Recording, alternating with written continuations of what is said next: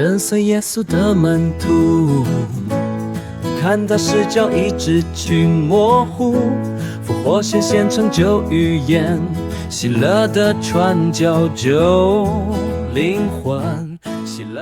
佢哋嚟到葛法翁，入咗屋企裏面，耶穌就問佢哋咁話啦：你哋喺路上爭論啲咩呢？佢哋都默不作聲，因為佢哋喺路上邊彼此爭論邊個最大。耶穌坐低之後，就叫咗嗰12人過嚟，同佢哋咁講啦：若邊個想做第一個，佢就要做眾人中最微末嘅一個，並要做眾人嘅僕役。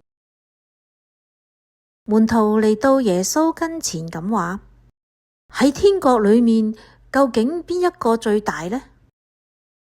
耶穌就叫咗一個細路仔過嚟，使佢企喺佢哋中間，就咁樣講啦：我實在話俾你哋知，你哋若果唔變成好似細路仔一樣，你哋決唔能夠進入天國。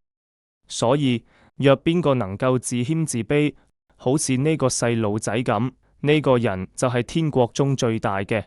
無論邊個因我嘅名字收留一個咁樣嘅細路仔，就係收留我。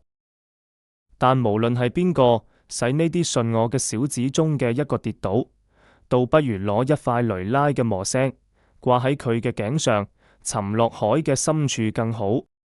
世界因有咗惡表係有禍嘅，惡表固然免不了要理，但立惡表嘅嗰個人係有禍嘅。就係因為咁，倘若你嘅手或你嘅腳使你跌倒，斬咗佢落嚟，從你身上掟走，為你或殘廢或瘸腿進入生命，比有雙手雙腳而被逃入永火裏面更好。倘若你嘅眼使你跌倒，挖咗佢出嚟，從你身上掟走，為你有一隻眼進入生命，比有雙眼而被逃入永火裏面更好。你哋小心，唔好輕視呢啲小子中嘅一個，因為我話俾你哋知，佢哋嘅天使喺天上，時常見到我在天之父嘅面。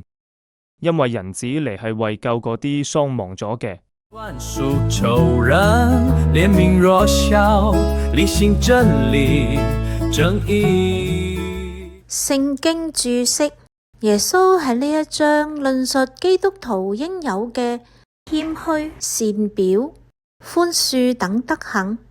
自謙自卑係明認自己微弱，需要扶持。基督徒嘅榮譽唔係地位勢力，而係謙遜服務，對人寬厚仁愛。佢哋嘅天使呢一句話，證明每一個人有一位守護天使嘅道理。耶穌教導我們要心充依靠天主，愛主愛人寬恕仇人，憐憫弱小，履行真理。